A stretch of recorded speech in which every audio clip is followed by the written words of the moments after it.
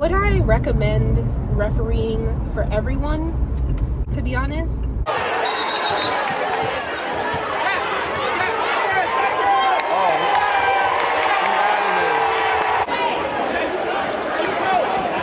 So I'm getting ready to go referee this game, and I don't know, I'm constantly reminded every time I decide to go and pick up a game that I'm taking more and more time away from me devoting myself fully to being an entrepreneur.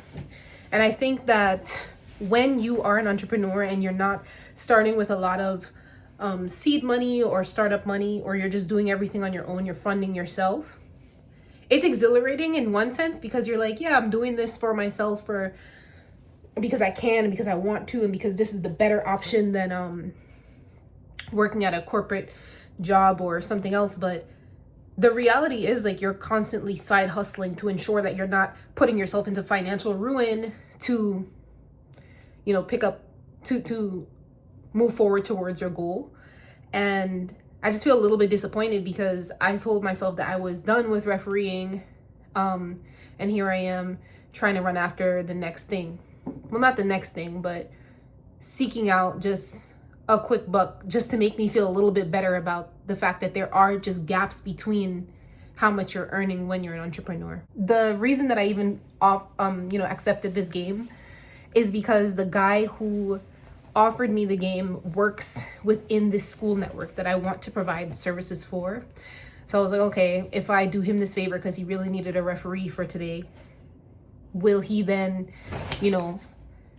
help me out on my end? Because I did share a proposal for work that I'm offering to schools right now with him. And so we'll see if it works out that way, but it's just a reminder to self that, like, every time you decide that you're going to spend an hour or 2 hours doing something else that's for menial pay, that you're taking time away from that cold outreach and from, introducing yourself. I just found somebody on LinkedIn that I really wanted to be connected to. He responded to my connection request immediately. And I looked at the time and I was like, oh crap, I gotta go. So just a stinging moment for me right now. Like, when I said I was quitting refereeing, I was so serious to the point that I threw away my ref shoes because I felt like, well, for one, they were beat up and they needed to go. But now I have to referee in dunks, and that's not the actual shoe we're supposed to be wearing when we're refereeing, but this is all your girl has, so. I don't know, you just have to remember opportunity cost when you're an entrepreneur. Like, everything that you pursue does have a cost. Either it's going to make you a lot of money or it's going to take away from, whatever you would consider your hourly rate.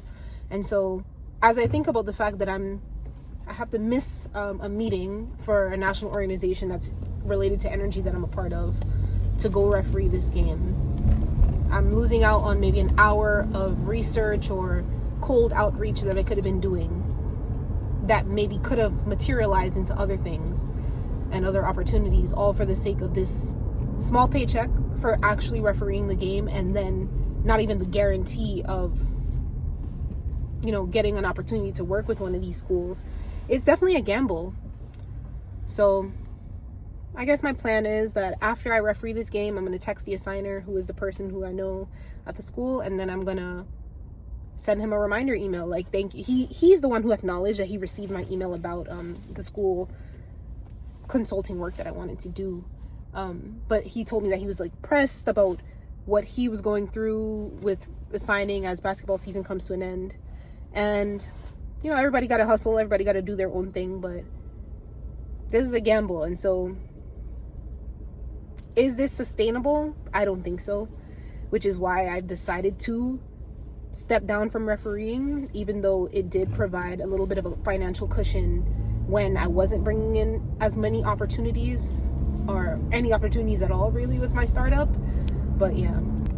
But I am curious if any of you who are watching did ever have a startup or were hustling and did side gigs. What were your side gigs that kept you sustained as you were working towards your bigger goals? I know that I'm not the only person, because I think it is a farce when people go online and they announce that they're an entrepreneur, they started their own business. It really doesn't start off as good as those LinkedIn posts might make it seem.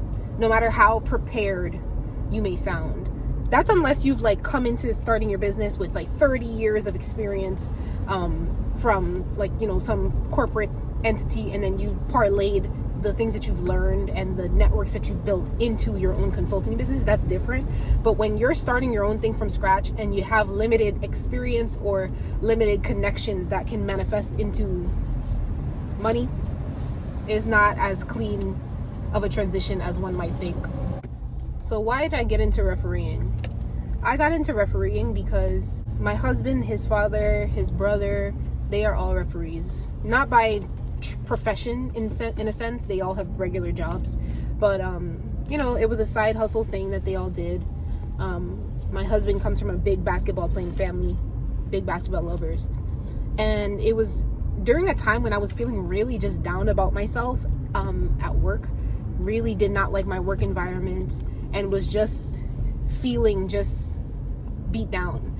And my sister-in-law was like, you need to remind yourself that you are more than just this job. Like, don't ever let a corporate job, or any job for that matter, make you think that your best is because you're with them and your worst is because, you know, of something going wrong with them, if that makes sense. And so I decided to pick up refereeing because it was a way to remind myself that I have skill sets beyond what a corporate job can pay me to do. And that I can still learn new things, and that I can be good at other things. And the part that I guess I didn't think about when I first started refereeing is that whenever you start something new, you're just not good at it. Unless you're one of those people who are gifted at everything, and, you know, there's just very few things in life that you pick up in an instant and are instantly good at. And so I sucked at it. It was very overstimulating. There's a lot of yelling. There's a lot of angry players, a lot of angry coaches, a lot of angry visitors and watchers of the game. Everyone wants to pick a bone with the referee. And so I did all of that, yes, because I wasn't happy at my corporate job, but also because I felt like I wanted to gain my voice back. And so when you're a referee, like, you are the center of attention in many instances. When you're calling a foul, when you are telling somebody that they're doing something wrong, they don't want to hear that. They don't want to hear that at all. And so that immediately creates a type of conflict that I was not used to dealing with at all, because I'm fairly conflict avoidant. I don't like being in unnecessary conflict, and it forced me to have to remain composed and be the authority figure, and to just stand in my power, in the sense that, like, I am the authority figure and this game starts and stops with me. And I think that it was really important for me to pick up this side hustle and this job at that time, and then throughout my entrepreneurial journey, because there are times when you have to stand up for yourself and you have to be the authority figure and remain composed, and you have to just keep going. You don't know how many times I was refereeing, and I know I suck because I'm new at the time, and people yelling at me, and just, they're not even just disrespecting the players. Now they're coming at me like, oh, she doesn't know what she's talking about. And, you know, you could only imagine it's worse when you're a female ref, because, you know, male dominated space, people ain't trying to hear what the lady with the whistle and the red nails has to say, especially if they feel like it wasn't the best call. But there's so many times that I had to just remember to just keep going, even when I was wrong. And that has been such a good lesson to me, because in life, even when you mess up, you still have to keep going. You can't just stop and cry and like hide. You genuinely just have to keep going. So that idea of being wrong and strong and just oop, and then pivoting and doing the next thing has been such an important part of my own development, and has helped me in my entrepreneurship and as I was exiting corporate. Would I recommend refereeing for everyone? Not quite, to be honest. I think that it's a job that does not get enough credit, honestly. Like, there's so many things that you're fighting against.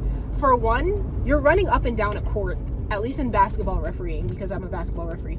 You're running up and down a court alongside athletes. And granted, this is not the NBA, but a lot of these kids are fast, especially if you're doing a varsity game and these kids are competing for scholarships and you know, recognition. You are trying to keep pace with people who are very physically fit. You don't get as much break time, to be honest, because when the game is on, you're on. Like, it's not like when they call a sub for another player, you don't get subbed out. You just gotta work. And so it's a little bit different in the sense that, like, you're physically being tried. Mentally, it's a very trying environment because of how loud it is, and kind of embarrassing at times if you do mess up or you don't feel super confident or you don't feel comfortable in a space. So I don't think I would recommend this job for everybody. But I do think for people who are trying to get their foot in the door and maybe becoming a coach one day, or are trying to break through or develop their character like I was, it could be worth it. There was plenty of times that I walked into a game and I felt good and I did great, and there were people who came out of the stands, women especially, to just give me a pat on the back. And that was such a reaffirming experience, especially when you're doing something new. Because when you are trying something new, nothing feels better than confirmation that you're not that bad and that you should keep going. And I'm so grateful for those women and just for those strangers who did come and give me a pat on the back. And so people would see it on my face if I was getting upset or I was getting frustrated or, you know, one thing or another. There were plenty of games that I walked into or out of feeling horrible. I had to throw a coach out, and that was a crazy experience. I've had to threaten to throw coaches out because they were acting the fool. And some days I'm just not feeling well. Like, some days I'm just not in the mood. Something may have happened in life or whatever, and there is going to be that one person that is here to try you and to make your day worse, because that's just how they are. The enemy is sent to harass you. And so there are good days and bad days, but I think that, and that applies to every side hustle and every job that you have. But the lesson that I've gotten out of this is that there is an opportunity cost to every single thing that you do. And sometimes, even when things are paying you, whether they're paying you a lot, like when I was in a corporate job, or whether they're paying you enough in my side hustles, you have to choose, you know, is it worth it just for this immediate need, or is it worth it for the long run? I think that refereeing served me in the short run, in the long run, in the medium run, but I don't think it serves me anymore. And that's why it feels so much harder to go out and just do a quick game and reap the benefit of effectively running and getting paid for it. Like, who wouldn't want to get paid to work out? That's how I feel about refereeing. But you gotta pick and choose, man. If nothing else, it does feel like a really fun fact about me when I talk to people, or if I see a friend or somebody recognizes me at a game and they're like, what the heck are you doing here? And I'm like, I'm the referee. It has been really funny. And it is a cool party trick, I guess, but I did my time and it's time to move on to the next thing. And sometimes that is a gamble. This is my last time going into refereeing and doing a gig for the purpose of earning. Well, I guess I'm not really trying to earn in this instance. I'm literally just trying to massage the hand of the guy who I want to get me an opportunity. But again, I could have been spending this time pitching to a company or cold emailing a company that would pay me by far more than potentially this guy's one school or a couple schools could do for me. So, learning lesson. Anyways, I'm about to park. I hope that you enjoyed my channel and all of my iterations of self, and are coming back for another episode of me, or not episode, but video of me improving and iterating and evolving. All right, see you later.